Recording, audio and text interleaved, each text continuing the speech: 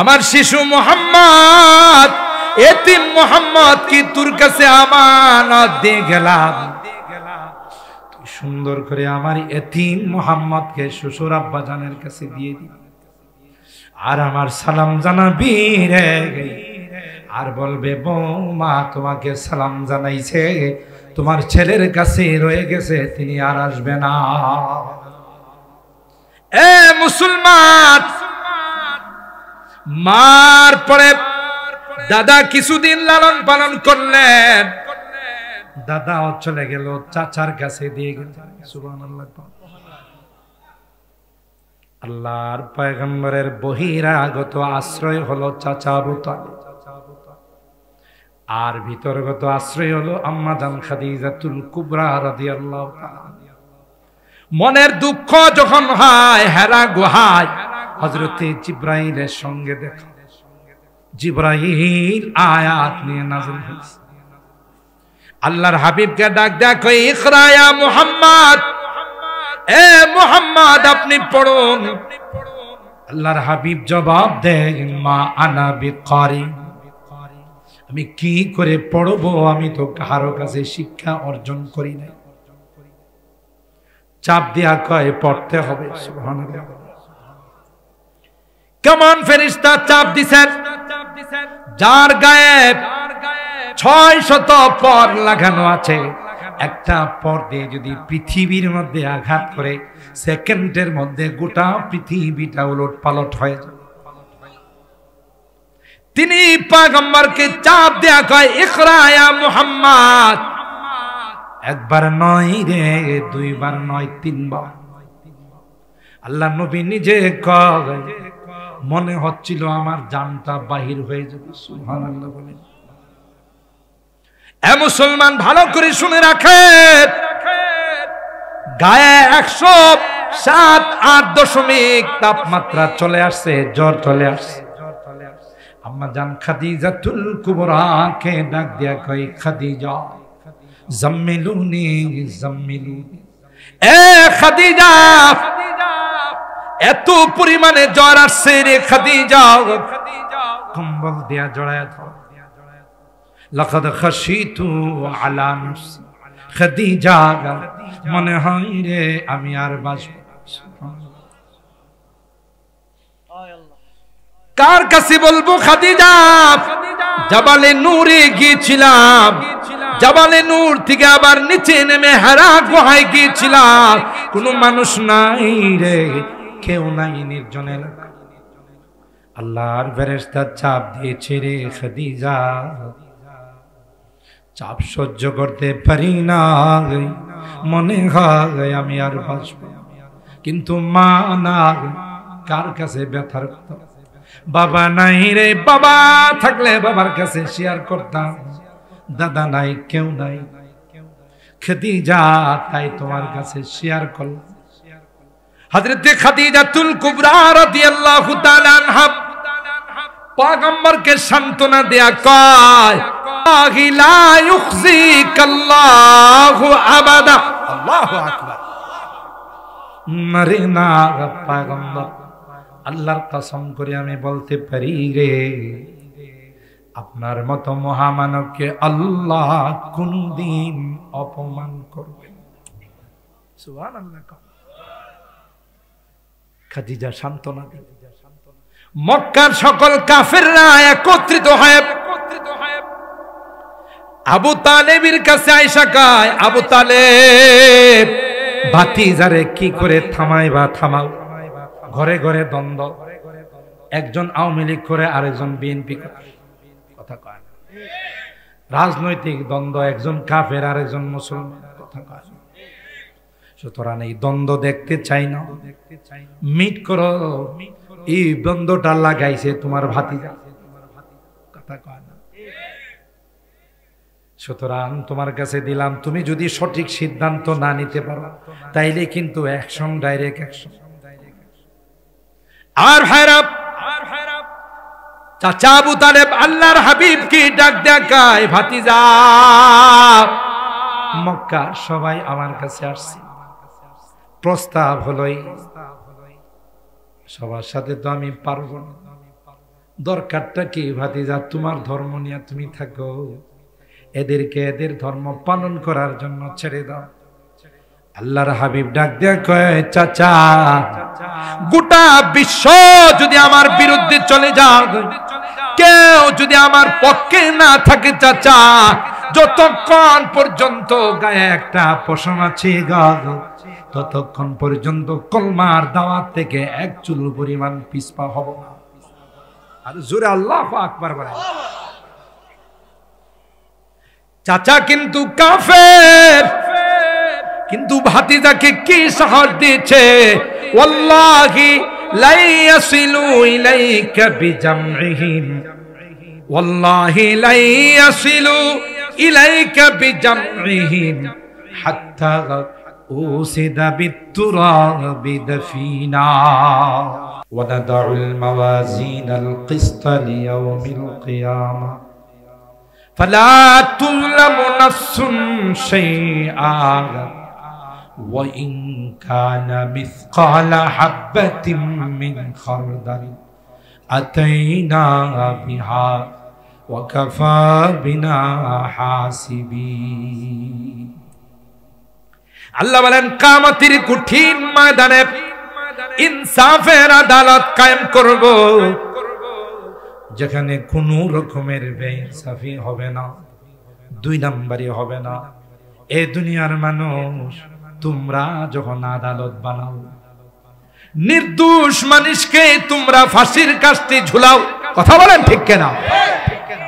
রাজনৈতিক প্রতিহিংসার শিকার হইয়া বহু মানুষকে তোমরা ফাঁসির কাস্তে ঝুলাইছো। বিচারকদেরকে সাংবাদিকরা প্রশ্ন করে, কোন আইনের কোন লয়ের ভিত্তিতে আপনি তাকে ফাঁসি দিলেন? বিচারক ডাক দিয়া কয়, উপরের নির্দেশ। কথা কয় না, তাতে বোঝা গেল তাও বিচারকের উপরেও চাপ আছে, কারণ সেও জানে আমি যে এই জায়গাতে আসছি বিভিন্ন লবিং করে আসছি। কথা কন। আল্লাহ কোরআনুল কারীমের শুরুতেই সূরাতুল ফাতিহার শুরুতে আল্লাহ কয়, মালিকি ইয়াউমিদ্দিন। নারে না, আমি বিচারক নয়, আমি বিচারের দিনের মালিক, আমার উপর কারো কোনো চাপ নাই, আমি স্বয়ং বিচারক নয়, বিচারের দিনের মালিক। আমার আদালতে কোনো বেইনসাফি হবে না, আমার আদালতে কোনো দুই নাম্বারি হবে না। কেউ নেক করছে তাকে গুনাহ দেওয়া হবে, কেউ গুনাহ করছে নেক দেওয়া হবে, কারণ কেউ আমার আত্মীয় নয়। কেউ আমার দলের নয়, সবাই আমার বান্দা। যা করেছে সেই অনুযায়ী তাকে বদলা দেওয়া হবে। কথা বলেন ঠিক কিনা? আল-ইয়াউমা তুজজা কুল্লু নাফসিন বিমা কাসাবাত লা যুলমাল ইয়াউম। আল্লাহ বলেন আজকে কোনো জুলুম হবে না। দুনিয়াতে যারা জুলুম করছে একটাও পার পায় নাই। যত জালেম জুলুম করেছে, যত পাওয়ারফুল হোক, যত সুপার পাওয়ার মালিকের হোক, মালিক হোক না কেন, সবগুলোর আল্লাহ নিমিষেই সাইজ করে ফেলেছে। ফেরাউনের সময় ফেরাউন কম পাওয়ারফুল ছিল, কথা কয় না, কিন্তু আল্লাহ সাগরে ডুবাইয়া মারছে, পেটটারে ডুল বানায় ফেলাইছে। হারামজাদা নমরুদ কম পাওয়ারফুল ছিল না, কথা কয় না। ইব্রাহিম খলিলুল্লাহ তাকে আল্লাহর একত্ববাদের দাওয়াত দিতে গেছে, এ বদমাশে কয় কি, তোমার রব কেডা? আমার রব্বি আল্লাযী ইউহয়ী ওয়া ইউমীত, যিনি হায়াত মওতের মালিক। কয় এটা তো আমিও পারি। নাউযুবিল্লাহ। হেও বলে এটা পারে। চিন্তা করছেন আল্লাহ তাআলা খলিল হযরত ইব্রাহিম খলিলুল্লাহ, তুমিও পারো। ক্বালা ফাইন্নাল্লাহা ইয়াতি বিশ-শামসি মিনাল মাশরিক ফাআতি বিহা মিনাল মাগরিব। তাহলে তোমার পাওয়ারটা একটু দেখাই দাও। আল্লাহ তো পৃথিবীর সূচনা লগ্ন থেকে পূর্ব দিক থেকে সূর্য উদিত করে, পশ্চিম দিকে ডুবায়। তুমি বেড়া হইলে উল্টাটা করে দাও। পায়জামা ঠান্ডা আছে না গরম হয়েছে? হের পায়জামা এমন গরম হয়েছে, কিচ্ছু পারে না, কইতেছে যে কিন কর্তব্য বিমূঢ়। আর মানুষের একটা স্বভাব হইল যুক্তি তর্ক দিয়া না পারলে কিরে হাত থাকতে মুখে আবার কথা কিসের। এরকমের লোক সমাজে আছে না নাই? এই জাতীয় স্বভাব যাদের আছে মনে করবেন এদের রক্তের মধ্যে নমরুদ্দার রক্ত ঢুকে রয়েছে। আর ক্ষমতা টিকিয়ে রাখার জন্য যারা মানুষ হত্যা করে তাদের রক্তের মধ্যে ফেরাউনের রক্ত ঢুকে আছে। কথা বলেন ঠিক কিনা? এটা কোরআনের কথা। ফেরাউনে যখন বলল বনি ইসরায়েলের একটা সন্তান আপনার ক্ষমতা নিয়ে যাবে, ফেরাউন কোথায় আমার ক্ষমতা নিয়ে যাব? মার, যত বনি ইসরায়েলের সন্তান আসবে ইউযাব্বিহুনা আবনাআহুম ওয়া ইস্তাহয়ুনা নিসাআহুম, মার। কথা বলেন ঠিক কিনা?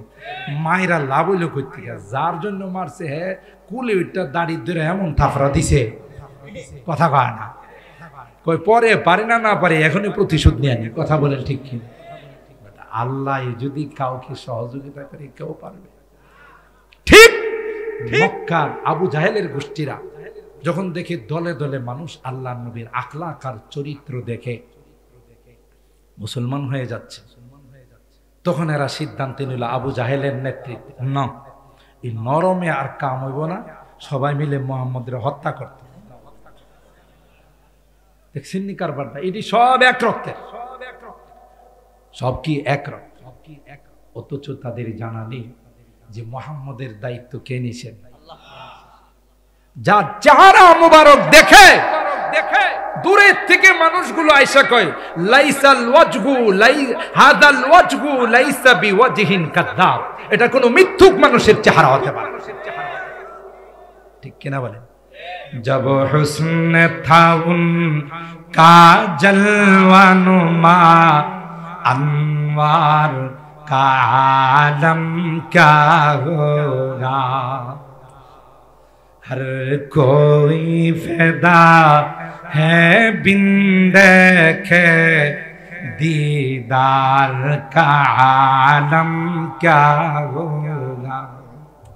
अरे ना देखे যারা আমরা আল্লাহ নবীকে দেখি নাই, সারাক্ষণ দিল কান্দে যদি নবীর স্বপ্ন একটু দেখতাম। কথা কর, যে নবীর চরিত্রের মধ্যে যদি কেউ আঘাত করে, ব্যঙ্গ করে, কটূক্তি করে, লক্ষ লক্ষ যুবক দাঁড়িয়ে যা তার বুকের তাজা রক্ত বিলিয়ে দেওয়ার জন্য। কথা বলেন ঠিক কিনা? অথচ নবীর মহব্বত আর ভালোবাসা অন্তরের মধ্যে কি পরিমাণ ঢুকছে, সুবহানাল্লাহ বলেন। আর যারা দেখছে তাদের কলিজার অবস্থা কি, সুবহানাল্লাহ বলেন। हर कोई फिदा है बिन देखे दीदार का आलम क्या होगा। जिस वक्त में थे खिदमत में उनकी अबू बकर उमर उस्मान आली, যার খেদমতে খলিফাতুল মুসলিমিন হযরত আবু বকর সিদ্দিক রাদিয়াল্লাহু তাআলা জীবনটা কাটাই। সুবহানাল্লাহ। আল্লাহর হাবিব বলেন আবু বকর রেডি থাইকো, যে কোনো সময় হিজরতের অর্ডার হতে পারে রে আবু বকর। অর্ডার হলে তোমাকে নিয়ে হিজরত করো। আবু বকর ওই দিন থেকে আর রাত্রে কোনোদিন ঘুমায় না। আল্লাহর হাবিব হুজরা মুবারকে বসে তিলাওয়াত করতেছিলেন। মক্কার কাফেররা চতুর্দিকে ঘেরাও করে ফেলল। জিবরাইল কয়, ও পয়গম্বর, বাহিরের গিয়ে কোনো খবর রাখেন। সুবহানাল্লাহ। না রে ভাই জিবরাইল, কিসের খবর? ও চতুর্দিকে আপনাকে হত্যা করার জন্য ঘেরাও করে তলোয়ার নিয়ে দাঁড়িয়ে আছে। আল্লাহ পাক আমাকে পাঠাইছেন, দেরি না এক্ষুনি আপনাকে বাহির হয়ে চলে যাই। এ ভাই জিবরাইল, কি করে যাব? চতুর্দিকে তলোয়ার নিয়ে পজিশন নিয়ে দাঁড়িয়ে আছে। কয় মুষ্টির মধ্যে ভালো নিবেন, আর শুধু শাহাতিল ওযু বলে আপনি ফুৎকার মারবেন, চতুর্দিকে আল্লাহ তাদের চোখের মধ্যে পৌঁছাই দিবে। তারিখের কিতাবের মধ্যে আসে আম্বার এক মুষ্টি বালু নিয়ে শুধু বলেছিলেন শাহাতিল ওযু। আল্লাহর কসম, তারিখের কিতাব খুলে দেখুন, ওই বালুগুলো আল্লাহ পাক মুশরিকদের চোখের মধ্যে পৌঁছে দিলেন। একদিকে ফুৎকার মেরেছেন, চতুর্দিকে কে পৌঁছাই দিয়েছেন? আর একটু জোরে বলতে হবে। শুধু তাই নয়, বালু জুড়ে মরিচ যেমন চোখে লাগলে চোখ জ্বলতে থাকে, আল্লাহ পাক ওই বালুর মধ্যে এমন অ্যাকশন দিলেন যে অ্যাকশনের কারণে চোখে লাগার সাথে সাথে চোখগুলো জ্বলতে শুরু করে দিল। দুই হাত দিয়ে চোখ কসলায়, চোখ দিয়ে পানি পড়ে, তলোয়ার হাতে না মাটিতে। আস্তে কর। আল্লাহর পয়গম্বর ধাক্কা দিয়ে বের হয়ে চলে গেলেন। আল্লাহ পাক সূরা আনফালের মধ্যে কয়, ওয়া মা রামাইতা ইয রামাইতা ওয়ালাকিন্নাল্লাহ রামা। এ নবী, আপনি তো শুধু একদিকে ফুৎকার দিয়েছিলেন, চতুর্দিকে কেউ পৌঁছায় না, আমি আল্লাহ পৌঁছাই দিয়েছি। জোরে কম, দায়িত্ব নিছেন কে? আল্লাহ। আল্লাহর হাবিব হুজরা মুবারক থেকে বের হয়ে সুজা মসজিদে আবু বকর, যারা হজ উমরা করেছেন, হারাম শরীফের সাথে লাগা হলা মসজিদে আবু বকর, ওখানে হযরতে আবু বকরের বাড়ি। আস্তে করে নিশিরাত্রে পয়গম্বর গিয়া কইয়া আবা বকর, সুবহানাল্লাহ। ছোট্ট করে পয়গম্বর আবু বকরকে ডাক দিতে দেরি হয়। আবু বকর সাথে সাথে বলেন লাব্বাইক ইয়া রাসূলুল্লাহ ওয়া সাদাইক ইয়া রাসূলুল্লাহ। আল্লাহর নবী অবাক হয়ে বললেন, আবু বকর দেখ শুনি রাত কয়টা বাজে? এ আবু বকর, এত রাত তুমি কি ঘুমাও না? আবু বকর বলেন, আল্লাহর কসম গো, যেদিন আপনি আমাকে ইশারা দিয়েছিলেন আবু বকর রে সজাগ থাইকো, তোমাকে নিয়ে আমি হিজরতে যাব, আল্লাহর কসম, ওই দিন থেকে আবু বকরের পিঠটা কোনোদিন বিছনায় লাগায় না। আরো আস্তে সুবহানাল্লাহ। दुनिया ये सदाकत में तेरा नाम रहेगा, दुनिया ये सदाकत में तेरा नाम रहेगा, सिद्दीक तेरा नाम से इस्लाम फैलेगा। नहीं इस्लाम आशना, दुनिया ये अदालत में तेरा नाम रहेगा, फारूक तेरा नाम से इस्लाम फैलेगा, दुनिया ये सखावत में तेरा नाम रहेगा, दुनिया ये सखावत में तेरा नाम रहेगा, उस्मान तेरा नाम से इस्लाम फैलेगा, दुनिया ये शुजाअत में तेरा नाम रहेगा, दुनिया ये शुजाअत में तेरा नाम रहेगा, हैदर तेरा नाम से इस्लाम फैलेगा, दुनिया ये सियासत में तेरा नाम रहेगा, दुनिया ये सियासत में तेरा नाम रहेगा, मुआविया तेरा नाम से इस्लाम फैलेगा। सुभान अल्लाह। बुखारी शरीफের হাদিসের মধ্যে আছে, উহুদের যুদ্ধে রহমতে আলমের উপর বৃষ্টির মতো তীর আসতেছিল। আল্লাহু আকবার। তাফসীরে রুহুল মাআনির মধ্যে, তাফসীরে রুহুল বায়ানের মধ্যে মুফাসসির লিখেন, যখন আল্লাহর হাবিবের শরীর মুবারক থেকে রক্ত বের হয়, এই রক্তটা যদি জমিনের মধ্যে পড়ে যায়, আল্লাহর কসম রে, কিয়ামত পর্যন্ত এই জমিনে কোনো গাছ গাছালি উদিত হবে না।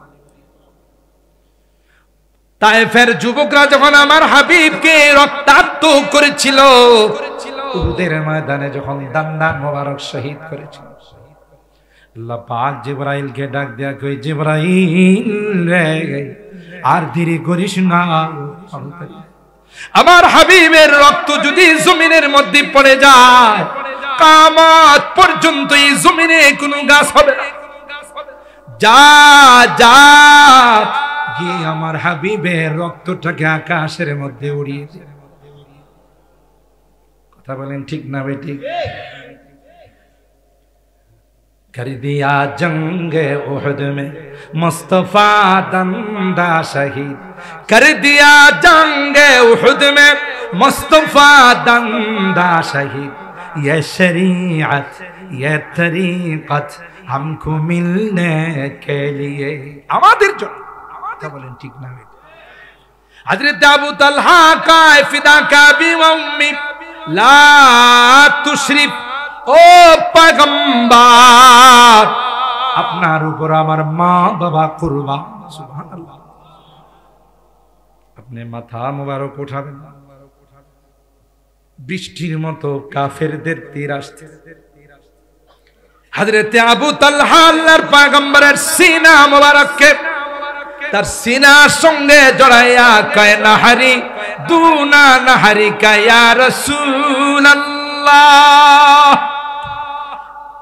এ পয়গম্বর, তলহার সিনাটা আপনার সিনার সঙ্গে লাগান, তীর আসবে গো তলহার গায়ে লাগবে।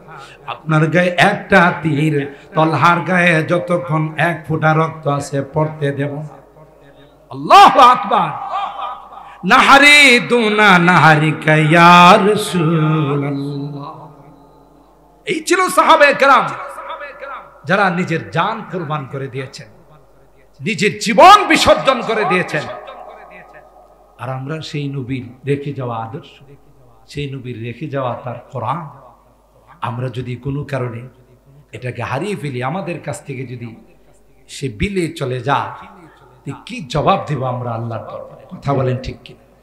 যে নবী শফিউল মুজনিবিন, শাফাআতে কুবরা যিনি পাবেন, সেই নবী কোরআনের পক্ষে যারা থাকবে না, তাদের বিরুদ্ধে আল্লাহর আদালতে মামলা করে। নাউযুবিল্লাহ।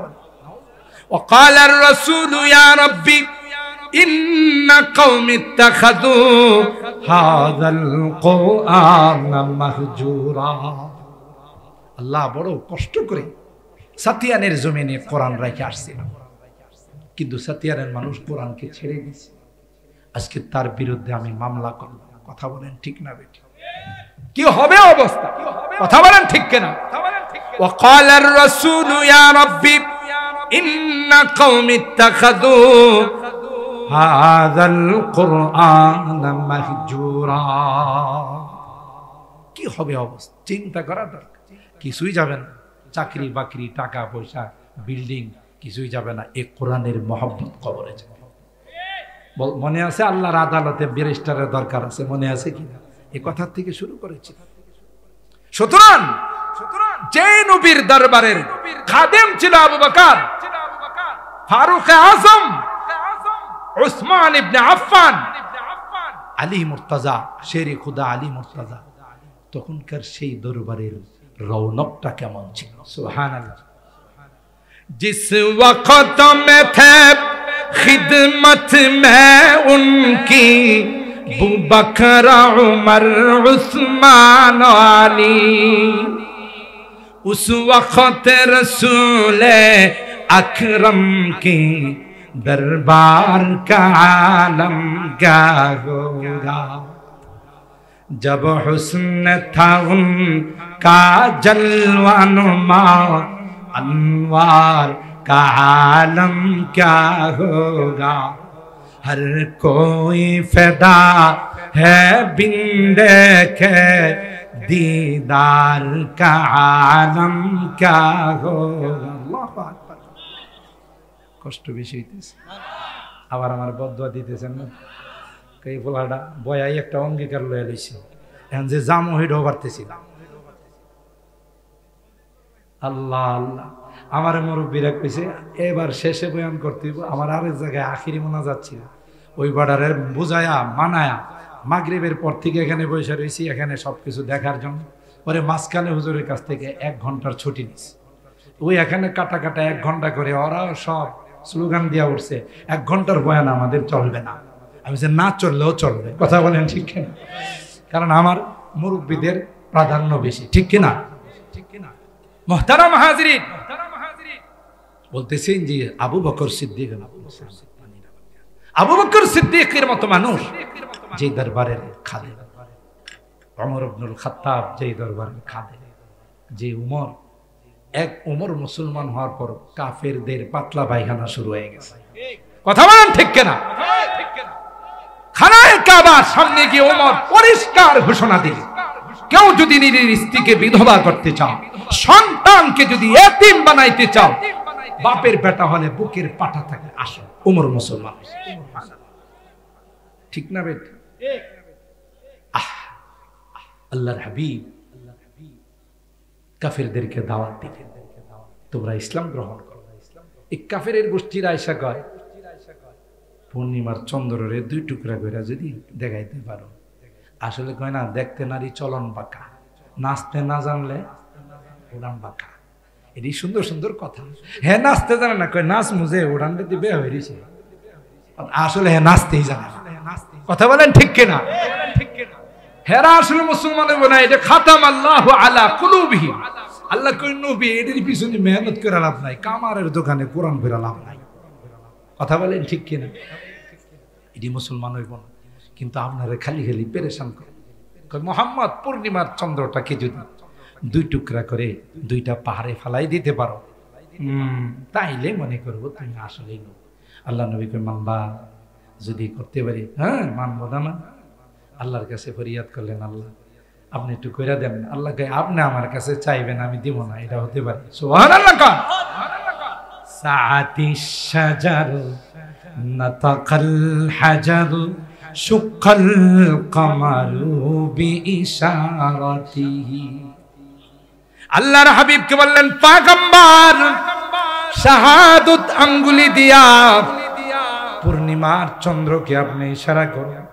ও পয়গম্বর, আপনার ইশারা করতে দেরি হবে, আমি আল্লাহ 2 টুকরা করতে দেরি হবে না।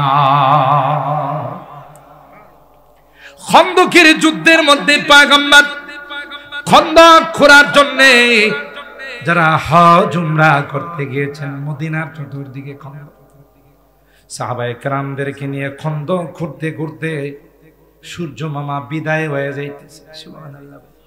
আসরের নামাজ পয়গম্বর পড়ে না, সূর্যকে ডাক দেয়া কয়, সূর্য তুই কি জানিস না আমার আসরের নামাজ হয় না? থেমে যাও, আগে আসরের নামাজটা পড়ে নি, তারপরে তোর বিদায়। সুবহানাল্লাহ। চাহে তু ইশারু সে আপনি কায়া হি পলট দে দুনিয়া কি। আপনি তো ইশারা করলে গোটা দুনিয়া পরিবর্তন হয়ে যায়। আল্লাহু আকবার। মানে কুয়াতে পানি নাই, সাহাবায়ে কেরাম বলতেছেন হুজুর হুজুর পানি নাই, খাওয়ার পানি নাই। কথাই নাকি? লালা মুবারক ফেলে দিছে, পানি উতলায় আসা শুরু করছে। বিচার পায় না উঠলি, মালিক এর উপরে জুলুম করে ঠিক মতো খাবার দেয়। মালিক যায় আল্লাহ নবীর কাছে বিচার দিছে, হুজুর এ কাম কাজ করে না, গেলে কামড়াইতেছে। কথা কোন ঠিক কিনা? আল্লাহ নবী তাইলে কাছে সাথে সাথে উটনির জুবান আল্লাহ খুলে দিছে। উটনি আল্লাহ নবীর কাছে বিচার দিছে। সুবহানাল্লাহ। জোরে বলেন। জানে তিনি হলেন রহমাতুল লিল আলামিন। শুধু মানব আর দানবের জন্য তিনি রহমত নয়, কুল কায়নাতের জন্য তিনি রহমত। কথা বলেন ঠিক কিনা? চাহে তু ইশারু সে আপনি কায়া হি পলট দে দুনিয়া কি। ये शान है खिदमतगारों की, ये शान है खिदमतगारों की, सरदार का आलम क्या होगा। जब हुस्न था उनका जलवानुमा, अनवार का आलम क्या होगा। हर कोई फैदा है बिन देखे, दीदार का आलम क्या होगा। और हरब আল্লাহর পয়গম্বরের মা বাবা দুইজনকে ছোটকালে আল্লাহ দুনিয়া থেকে নিয়ে গেছে। মার পেটে যখন 6 মাস বয়স, বাবা আব্দুল্লাহকে আল্লাহ দুনিয়া থেকে নিয়ে গেছে। আল্লাহু আকবার। পয়গম্বর দুনিয়াতে আসার পর বাবার আদর পায় না, বাবার মায়াবী চেহারাটা দেখে না। আসার পর পয়গম্বর মার ছায়া তলে, মার আদর যত্নে, মাকে যখন 6 বছর 2 মাস 10 দিন, মাকে ডাক দিয়া কই, মা এ মা, বাবা কেমন রে, বাবাকে দেখলাম না, চলো না বাবার কবরটা একটু জিয়ারত করে আসি। মা আমেনা শ্বশুর আব্বাজান খাজা আব্দুল মুত্তালিবকে কয়, আপনার এই এতিম নাতিটা বাবার কবরটা দেখতে চায়।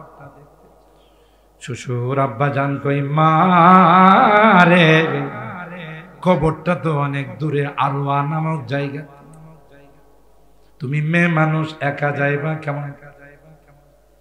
আপনার নাতি তো মানে না। নাতি বারবার, বাবাকে দেখি না, তার কবরটা একটু দেখবো। সুবহানাল্লাহ।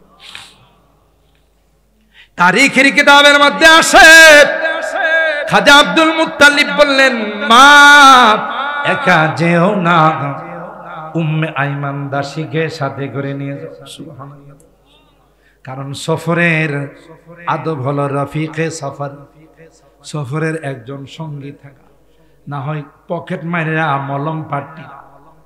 এটি যখন আপনার মতো গ্রামগঞ্জের সরল সোজা মানুষদের সোজা পাশের সিটে যায় বৈশা, চাচা আপনার চেহারাটা আমার আব্বার চেহারার মতো। দুষ্টু লোকে এই জন্য বাসে লেখা থাকে, অপরিচিত লোক থেকে সাবধান, কথা কয় না। এগুলো বাসে লেখা থাকে না যে অপরিচিত লোক থেকে সাবধান। হে গিয়া বসছে পয়সা, আর গ্রামগঞ্জে সরল মানুষ তো একেবারে অবিকল, আপনার চেহারাটা আমার আব্বার চেহারা। হো বাবা, মানুষের একটু মানুষ তো থাকে, আপনি আমার আব্বা, ওই কথা কয় না। আরে বেটারও মন গল্লা গেছে, আর হে তো অস্ত্র লুয়ে গেছে পানের মধ্যে মাল ঢুকায়া। দেখছে তার সামনে মনে পান টান মাঝে মধ্যে খায়। আপনি যদি মনে কিছু না করেন, আপনার ছেলের মতো একটা পান দিই, এই কিন্তু অস্ত্র প্রয়োগ করা শুরু করছে। আরে হেও সরল মানুষ দেখিয়া একা তো সিটের মধ্যে বৈশা চিন্তা করছে, একটা পান খাইতে গেলে 5 টাকা লাগে, 5টা টাকা তো বাঁচলো। কথা পায় না। এই 5 টাকা বাঁচানোর জন্য হে খাইছে পান। এই পান খাইছে বলে তো চাচার আর খবর নাই, কথা কয় না। আর হে তো আগের থেকে ওনার আব্বা বানাইছে। বাপ মারা গেলে তো মালপত্র ছেলেই পায়, কথা কয় না। বাপ মারা গেলে বাপের কিছু এলে মিরাজ সূত্রে কে বাপ, হেউ তো ছেলে। যা ছিল বাবার পকেটে, মোবাইল টোবাইল টাকা পয়সা, কারণ মিরাজ সূত্র তো ভাই, কথা বলেন ঠিক কিনা? এই সব লয়া সামনের স্টেশনে যায় নামা গেছে, বাপ তো ঘুমাই গেছে, কথা কয় না। এই জন্য সুন্নত হলো কোনো দূরের সফরে গেলে একা না যাওয়া। একজনরে কিছু করলে আরেকজনরে পারবে না, কথা বলেন ঠিক কিনা? খাজা আব্দুল মুত্তালিব বললেন, মা উম্মে আইমান দাসীকে নিয়ে যাও, সাথে থাকলে ভালো হবে, দূরের সফর তো। উম্মে আইমান দাসীকে নিয়ে আরওয়া নামক জায়গাতে গিয়ে মা আমেনা বললেন, বাবা মুহাম্মদ, এই যে কবরটা, এটা তোর আব্বার কবর। সুবহানাল্লাহ। তিনি কবরের সামনে দাঁড়ায়, আল্লাহ জানে তখন কি পড়ছেন, আল্লাহ কি পড়াইছেন, কি করছেন, লং টাইম ওখানে দাঁড়িয়েছিলেন। এই দিক দিয়ে যে আল্লাহর কুদরতি কারিশমা শুরু হয়ে যাবে, বাবার কাছে গিয়ে যে মাকেও হারাবে এটা আল্লাহ জানেন। সুবহানাল্লাহ। মার গায়ে জ্বর চলে আসছে, ইতিহাসের পাতা খুলে একটা পর্যায়ে মা শুয়ে গেছে, বসে থাকতে পারে, মার মনে বাড়ি দিছে এটা বোধহয় আমার শেষ। আল্লাহু আকবার বলেন, আল্লাহু আকবার। আর আল্লাহর কুদরতি কারিশমা হলো এককভাবে আমার নবীর লালন পালনের দায়িত্ব কাউকে দেব না, আমি আল্লাহ নেব। সুবহানাল্লাহ, জোরে কইবেন না। কুদরতি কারিশমা দেখেন। আল্লাহর হাবিব ওখান থেকে এসে বারবার মাকে ডাক দেয়া কয়, মা চলো না আমরা মক্কায় যাই। মা যখন শেষ নিঃশ্বাস ত্যাগ করি, উম্মে আইমানকে ডাক দেয়া, উম্মে আইমান রে, আমার আর মক্কায় যাওয়া হবে না। আমার শিশু মুহাম্মদ, এতিম মুহাম্মদ কি তোর কাছে আমানত দিয়ে গেলাম, তুই সুন্দর করে আমার এতিম মুহাম্মদকে শ্বশুর আব্বা জানের কাছে দিয়ে দিবি, আর আমার সালাম জানাবি রে। আর বলবে, বৌমা তোমাকে সালাম জানাইছে, তোমার ছেলের কাছে রয়ে গেছে, তিনি আর আসবে না। এ মুসলমান, মার পরে দাদা কিছুদিন লালন পালন করলেন, দাদাও চলে গেল, চাচার কাছে দিয়ে গেল। সুবহানাল্লাহ। আল্লাহর পয়গম্বরের বহিরাগত আশ্রয় হলো চাচা আবু তালিব, আর ভিতরগত আশ্রয় হলো আম্মা জান খাদিজাতুল কুবরা রাদিয়াল্লাহু তাআলা। মনের দুঃখ যখন হয় হেরা গুহায় হযরতে জিবরাইলের সঙ্গে দেখা, জিবরাইল আয়াত নিয়ে নাযিল হয়েছে। আল্লাহর হাবিবকে ডাক দেয়া কই, ইকরা ইয়া মুহাম্মদ, এ মুহাম্মদ আপনি পড়ুন। আল্লাহর হাবিব জবাব দেন, মা আনা বিকারি, আমি কি করে পড়বো, আমি তো কারো কাছে শিক্ষা অর্জন করি নাই। চাপ দিয়া কয় পড়তে হবে। সুবহানাল্লাহ। কেমন ফেরেশতা চাপ দিছেন, যার গায়ে 600 পর লাগানো আছে, একটা পর দিয়ে যদি পৃথিবীর মধ্যে আঘাত করে, সেকেন্ডের মধ্যে গোটা পৃথিবীটা উলট পালট হয়ে যায়। তিনি পয়গম্বরকে চাপ দেয়া কয়, ইকরা ইয়া মুহাম্মদ।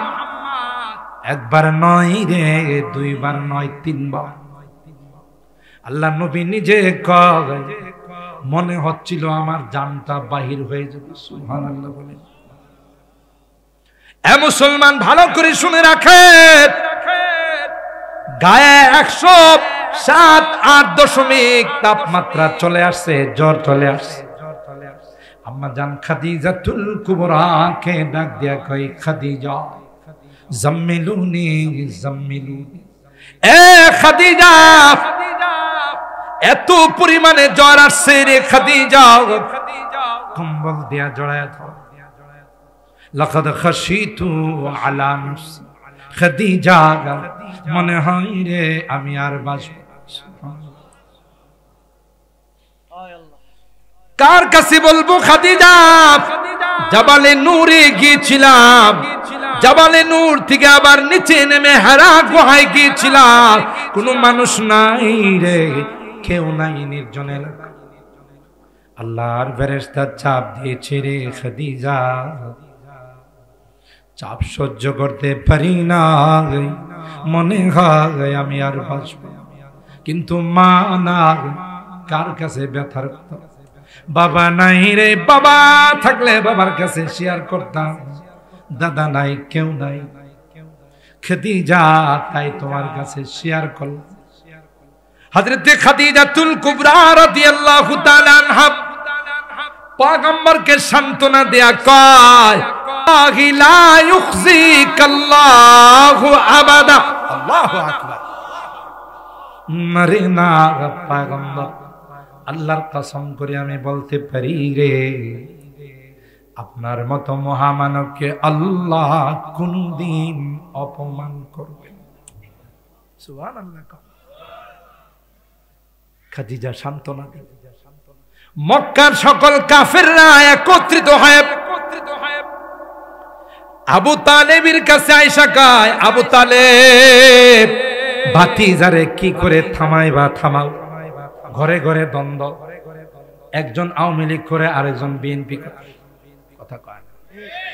রাজনৈতিক দ্বন্দ্ব, একজন কাফের আরেকজন মুসলমান কথা কয় না। সুতরাং এই দ্বন্দ্ব দেখতে চাই না, মিট করো। এই দ্বন্দ্বটা লাগাইছে তোমার ভাতিজা, কথা কয় না। সুতরাং তোমার কাছে দিলাম, তুমি যদি সঠিক সিদ্ধান্ত না নিতে পারো তাইলে কিন্তু অ্যাকশন, ডাইরেক্ট অ্যাকশন। আর হায়রাব চাচা আবু তালেব আল্লাহর হাবিব কি ডাক দেখায়, ভাতিজা মক্কার সবাই আমার কাছে আসছে, প্রস্তাব হলোই সবার সাথে তো আমি পারবো না, দরকারটা কি ভাতিজা, তোমার ধর্ম নিয়ে তুমি থাকো, এদেরকে এদের ধর্ম পালন করার জন্য ছেড়ে দাও।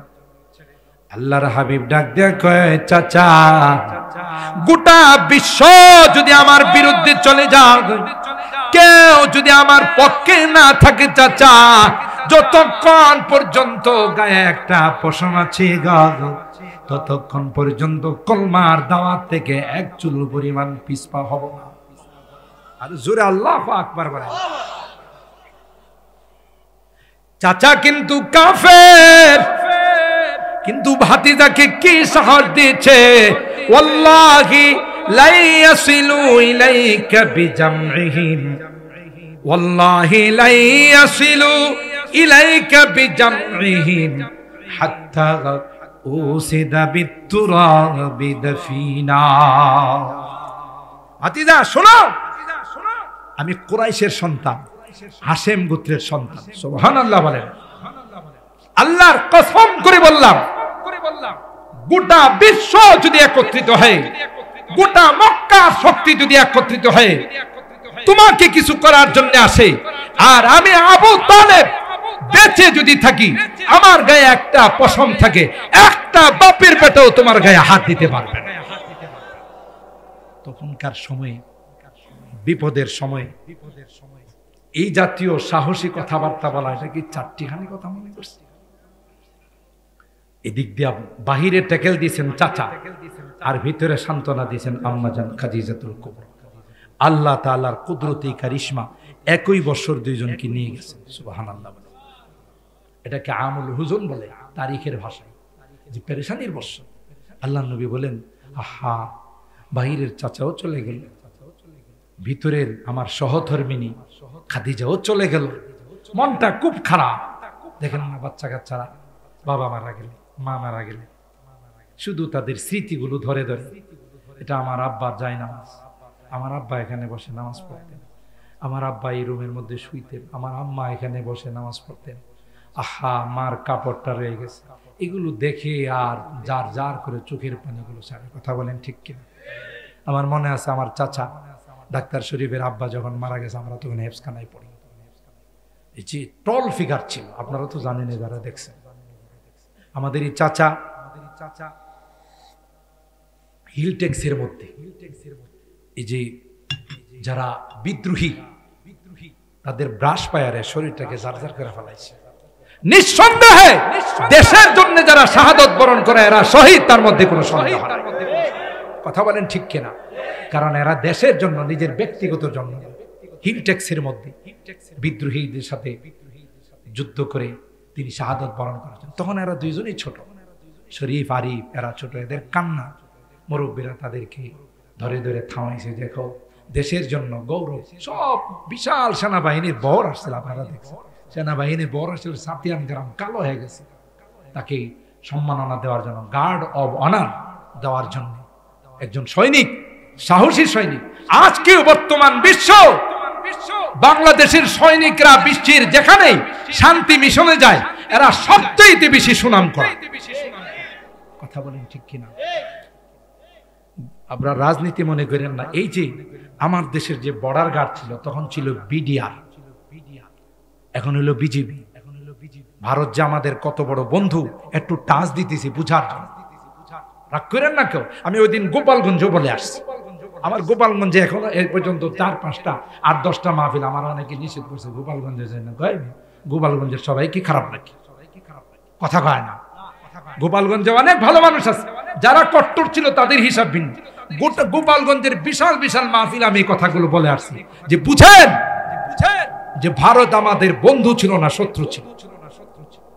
রওমারি সীমান্তে উত্তরবঙ্গের রাত্রের আধারে আমাদের এই দেশের 1 কিলোমিটার দখল করে ফেলছিল ভারতের বিএসএফ। ভারতের বর্ডার রক্ষীকে বলা হয় বিএসএফ। মাঝে মধ্যে আখাউড়া সীমান্তে যায় না, আসরের সময় একটা মহড়া হয়, আমি নিজে গেছি একবার, শোনার পরে গেছি। ওরা আমাদের দেশের বিডিআর যারা, এরা খুব সম্মান করছে। সামনের চেয়ারটারে আমারে বসাইছে, কয় অনেকে হুজুর আপনার বয়ান তো মোবাইলে শুনি। ভালোই তুইছে, কাম হয়েছে। যখন ইয়া চলছিল, আরে ইমার্জেন্সি চলছিল না দেশে, সামরিক আইন, তখন আমি এক মাহফিল করে আসতেছিলাম মিরপুর ক্যান্টনমেন্টের দিকে। আইসা দেখি ক্যান্টনমেন্টের সব রাস্তা বন্ধ করে দিছে, সব গাড়ি লাইন ধরে। এখন আমার যদি ঘুরে আসতে হয়, সেই আবার উত্তরা দিয়ে যাইতে। তো আমি চিন্তা করলাম যে একটু থামি, আমার গাড়িটারে বললাম সাইড করে একটু নাও। যখন গেটের মধ্যে চেকপোস্টের মধ্যে গেছে, আমি একটু নামলাম। এমনি 2 জন সৈনিক দূরে আইসা কই হুজুর আপনি? এরা যারা গেটম্যান সিকিউরিটি গার্ড, এরা বলতেছে হুজুর আমি আপনি একটা মাহফিলে গেছে, আপনার বয়ান তো প্রতিদিন আমরা শুনি। আমি ভালোই হয়েছে, এখন কামে লাগছে। কারণ সেনাবাহিনী এরা কোনো কথা শুনতে চায় না, কথা বলেন ঠিক কিনা? এরা এদের নিয়মের উপর অটল। তো মেন যে অফিসার, স্যার অনেক বড় মাপের হুজুর, স্যার আর কারো দেওয়া দরকার নাই, হুজুরে দিয়ে দেয়। সুবহানাল্লাহ কইবেন না? আমি আমার ড্রাইভারের কই ভালোই তুইছেন, নাহলে তো এখানে ঘোরাই দিত আরো 10 কিলো 15 কিলো 20 কিলো ঘুরে আমার যাইতে।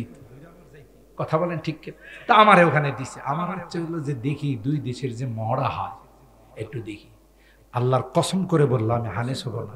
ওই বর্ডারের এই পাশে ওরান আছে মহড়া দেয়, আর এই পাশে আমাদের বিডিআর জওয়ানরা মহড়া দেয়। আমার বিডিআর জওয়ানদেরকে দেখতে মনে হইতেছে এক একটা সিংহের বাচ্চা। কথা কয় না। আরে মুসলমানের যে শক্তি, মুসলমানের যে হিম্মত, মুসলমানের যে সাহস, এই হাজার হাজার কাফির একটা মুসলমানের সামনে দাঁড়াইতে পারবে না। এটা আল্লাহ প্রদত্ত শক্তি, ইমানের শক্তি। কথা বলেন ঠিক কিনা? ওরা করছি কি, ভারত রাষ্ট্রটা তো অনেক ছোট, এটার আমি অজাগ্রা রাষ্ট্র করি, বুঝছেন? আমি তো ইন্ডিয়াতে লেখাপড়া করছি। আমার প্রতি বছরে 30 থেকে 50-40টা দাওয়াত আছে ভারত থেকে, আমি একটাও রাখি না। কারণ আমার প্রায় বয়ানের মধ্যে ভারত বিরোধী বয়ান আছে। আমি জানি যে এগুলো নিয়ে আমার কিছু করে ফেলাইতে পারে, খানার মধ্যে বিষ ঢুকাইতে পারে। আমার দরকারটা কি? দেশের প্রোগ্রাম দিতে আমি কুলাইতে পারি না। ওরা এখানে মরতে যাবো গিল্লে, কথা পায় না। কারণ এরা সূক্ষ্ম ষড়যন্ত্র করে, জাতে মালোয়ান ষড়যন্ত্র সূক্ষ্ম। কথা বলেন ঠিক কিনা? আমার অনেক অনুরোধ করে যে হেলিকপ্টার দিয়ে নিয়ে আসবো। আমি কই হেলিকপ্টার দিয়ে মাইরা ফেলাইলে আমার হেলিকপ্টার রেখি করবো। ভারতের আব্দুল্লাহ নোমান সাহেব আছে, উনি কয়েকটা প্রোগ্রামের জন্য ফোন দিয়েছে। আমি কিছু সরি, আমি ভারতে যাই না, কারণ আমার দেশের প্রেম নিয়ে আমি আলোচনা করি। এখানে দেশ প্রেম নিয়ে আলোচনা করতে গেলে ভারতের বিরুদ্ধে যাবি, কথা কয় না। কারণ ভারত যেই ক্ষতি বাংলাদেশের করেছে, পৃথিবীর কোন রাষ্ট্র সেই ক্ষতি করে নাই। এবং আর 5টা বছর যদি পাইতো ভারত, এটা অঙ্গরাজ্য বানায় ফেলাই।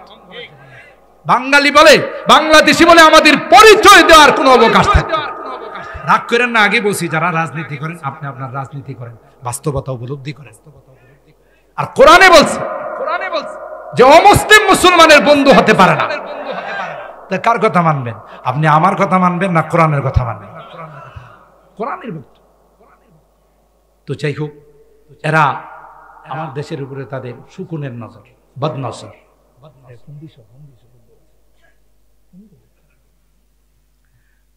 এতক্ষণ পর্যন্ত কষ্ট দেওয়ার আমারও ইচ্ছা নাই। শুধু হুজুর আসবে দিকে আমি আমার আলোচনা লম্বাও করতে পারি, আবার শর্টকাটও করতে পারি। কখনো কখনো আমার আলোচনা আমি 20 মিনিটের মধ্যে শেষ করে দিই, আলহামদুলিল্লাহ। কারণ আমরা লম্বা সম্বা খুতবা পড়ি না, শর্টকাট খুতবা পড়ে আলোচনা করি। আল্লাহ কবুল করেন, আমিন বলেন। আল্লাহ আমাদের এই মাহফিলকে কবুল করেন, আপনাদের এই বসাকে কবুল করেন, আমিন বলেন। তো এই অজাগ্রা রাষ্ট্র, তারপরও বাংলাদেশের প্রতি তাদের কুদৃষ্টি। রাত্রের আধারে 1 কিলোমিটার জায়গা দখল করে ফেলছে। তখনকার বিডিআর, বসেন বসেন, হুজুরে না আসলে আমি এক্ষুনি দোয়া করে দেবো, আলোচনা লম্বা করবেন। জি, কেউ যায়েন না, যেহেতু মেহমান আসলে উনি কষ্ট পাবেন। আল্লাহ কবুল করেন, আমিন বলেন। এরা 1 কিলোমিটার, শুনেন ভালো করে শুনেন, ষড়যন্ত্রগুলো কত সূক্ষ্ম দেখেন। 1 কিলোমিটার জায়গা রাত্রের আধারে দখল করে ফেলেছে। তখনকার আমাদের বিডিআর নওজোয়ান যারা, তারা বিডিআর হেডকোয়ার্টারে ফোন দিছে। তখন রেজাকুল হায়দার ছিল বিডিআর প্রধান। ফোন দিছে যে স্যার এই কাহিনী। তখন তিনি সোজা বলছেন যে অ্যাকশন, ডাইরেক্ট অ্যাকশন, কোনো কথা নাই, তোমরা অ্যাকশনে যাও। অ্যাকশনে গিয়ে আমার নওজোয়ানরা মুহূর্তের মধ্যে 100 বিএসএফ কে বিনা হিসাবে জাহান্নামে পৌঁছাইছে। সুবহানাল্লাহ কইবেন না? কারণ এটি জাহান্নামে গেলে হিসাব নিকাশ করে লাভ আছে? বিনা হিসাবে এগুলো জাহান্নামে পৌঁছাইছে। আমার বিডিআরদের একটার গায়ে এরা আঁচল লাগাইতে পারে না। তখন থেকে ভারতের টনক নড়ে গেছে। কোন রকমে চাচা আপনা যান বাছা, কোন রকমে ধান খেতের ভিতর দিয়ে লাস্টি টাইনা নিয়ে কাটার ওই পারে না ফেলাইছে, কাটা তারের ওই পারে না ফেলাইছে। আমাদের একটার গায়েও টাচ করতে পারে না। এই খবর top of the country India, ইন্ডিয়ার পুরা রাষ্ট্রের মধ্যে এটা আলোড়ন সৃষ্টি করা ফেলাইছে যে ভারত কে এইভাবে মাইরা বিছাই ফেলাইছে। ওরে বাপরি বাপ, কখনো যদি বাংলাদেশের সঙ্গে আমাদের যুদ্ধ হয়, তুই বিডিআরদের মোকাবেলাই তো আমরা করতে পারবো। আর সেনাবাহিনী তো রিজার্ভ রয়েই গেছে, কথা বলেন ঠিক কিনা? এই পরিকল্পনা তখন তাদের মাথায় আসছে, না, যে কোনো মূল্যে বিডিআর কে ধ্বংস করে দিতে হবে। মুহতারাম হাজিরিন, সেই পরিকল্পনা বাস্তবায়ন করেছে পিলখানা হত্যাকাণ্ডের মাধ্যমে। তখন বিডিআর প্রধান ছিলেন ব্রাহ্মণবাড়িয়ার সন্তান মেজর শাকিল, কথা বলেন ঠিক কিনা? এইভাবে প্রায় 57 জন চৌকস বিডিআর এর অফিসারকে এই ভারতের পরামর্শে শেষ করে দেওয়া হয়। আপনি কি মনে করেন গজব কি আল্লাহর এমনি আসছে? কথা কয় না। আর এই সকল পরিবারের আর্তনাদ আহাজারিতে আল্লাহর আকাশ বাতাস ভারী হয়ে গেছে। তাদেরকেও মারছে, তাদের পরিবারের সদস্যদেরকেও মারছে। তো এটিকে আপনি কি মনে করেন? তো মুহতারাম হাজিরিন, যে কথা আপনাদের খেদমতে আরজ করতেছিলাম যে অমুসলিমরা মুসলমানদের কোনোদিন বন্ধু হতে পারে না। আল্লাহর হাবিব যখন সব মিলে প্রস্তাব দিছে, চাচা বললেন যে তুমি তোমার কাজ চালিয়ে যাও, আমি যতক্ষণ আছি কাহারো বাপের বেটার ক্ষমতা হবে না তোমার গায়ে ফুলের টুকি দেওয়ার। 21 বছর যখন দুইজন চলে গেলেন, মনটা খারাপ না ভালো? আল্লাহ নবীর মনটা ভারাক্রান্ত, খুব কষ্ট। আল্লাহ চিন্তা করলেন যে আমার হাবিবের মনটা কষ্ট থাকবে, চলেন আসেন, আমি আপনাকে জান্নাত জাহান্নাম আরশ কুরসি লৌহ কলম জান্নাতুল মাওয়া সব দেখাই দিই। এই মেরাজের দাওয়াত দিলেন। সুবহানাল্লাহ। मेराज की सब हक मिलने व अर्श मुअल्ला पर पहुंचे। এমন বাহন দিলেন যে বাহন এক কদম ফালায় তার দৃষ্টি যেখানে শেষ। সুবহানাল্লাহ বলেন। ইয়াদাউ হাফিরাহু ইনদা মুনতাহা কদমি, যেখানে কদম শেষ দৃষ্টি শক্তি শেষ, এখানে কদম ফালায়। কি স্পিডের ছিল! সুবহানাল্লাহ বলেন। আল্লাহর হাবিবকে আল্লাহ তাআলা মেরাজের মধ্যে ডাকলেন।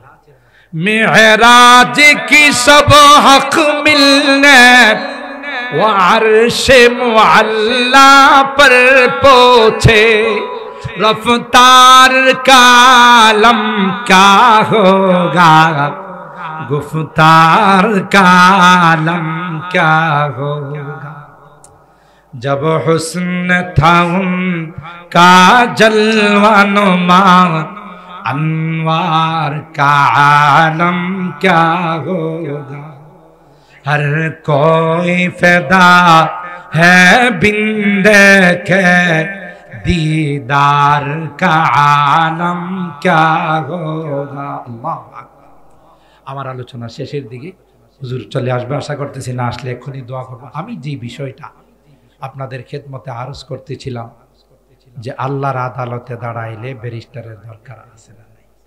মনে আছে তো শুরুর কথা? দুনিয়ার আদালতে দাঁড়াইলে যদি ওকিল ব্যারিস্টার লয়ারের দরকার হয়, আল্লাহর আদালতে আল্লাহর কসম সেদিন কেউ ব্যারিস্টার হবে না, ওকিল হবে না। যে কোরআনের মহব্বত নিয়ে রাত 12টা পর্যন্ত আপনারা বসে আছেন, সেই কোরআন আমার আপনার পক্ষে আল্লাহর আদালতে। আর জোরে সুবহানাল্লাহ। সেই সুপারিশ পাইতে আমরা রাজি আছি তো ইনশাআল্লাহ? হাত তুলেন, হাত তুলেন। আল্লাহ আমাদের হাতগুলোকে কবুল করেন। হাত নামান। তাইলে আমি শেষ কথা আপনাদের খেদমতে আরজ করে যাব। আমাদের বাপদাদারা, আমাদের মুরব্বীরা এই ঐতিহ্যগুলো আমাদের জন্য রেখে গেছেন। সাতিয়ান মাদ্রাসা, কেন্দ্রীয় মসজিদ, গুরুস্থান, এটা 5 গ্রামের মুরব্বীদের মিলে, কিন্তু আমাদের মুরব্বীরা রেখে গেছেন এই কবরস্থান, এই ঈদগাহ, এই জানাজার মাঠ, এগুলো কিন্তু আমাদের কাছে আমানত রেখে গেছেন। কথা বলেন ঠিক কিনা? এই আমানত আমাদেরকে ধরে রাখতে হবে, তাইলেই আল্লাহর কাছেও আমরা সম্মানিত হব, দুনিয়ার মানুষের কাছেও আমরা সম্মানিত হব। কথা বলেন ঠিক কিনা? আমরা এই প্রতিষ্ঠানের প্রতি, মৌলানা জাকারিয়া কই, আমরা এই প্রতিষ্ঠানের প্রতি সুদৃষ্টি রাখবো ইনশাআল্লাহ। বলেন আমরা আমাদের সন্তানদেরকে দেব। এখানে আলহামদুলিল্লাহ আমাদের ছাত্র সংখ্যা বাড়লে আমরা প্রয়োজনে আরেকজন হাফেজ সাহেব রাখবো। কথা বলেন ঠিক কিনা? কি সাতিয়ান গ্রামের এই এবিলিটি নাই, এই ক্ষমতা নাই? ইনশাআল্লাহ আমরা আমাদের প্রবাসীরা যেইভাবে প্রত্যেকটা এলাকাতে, যেইভাবে মাহফিলে, যেইভাবে মসজিদে, মাদ্রাসায় সহযোগিতা করে, আমার একটা মোনাজাত আপনারা পাবেন না যেখানে প্রবাসীদের জন্য আমি দোয়া করি। কারণ এদের অবদান বাঙালি জাতি কোনোদিন ভুলতে পারবে না।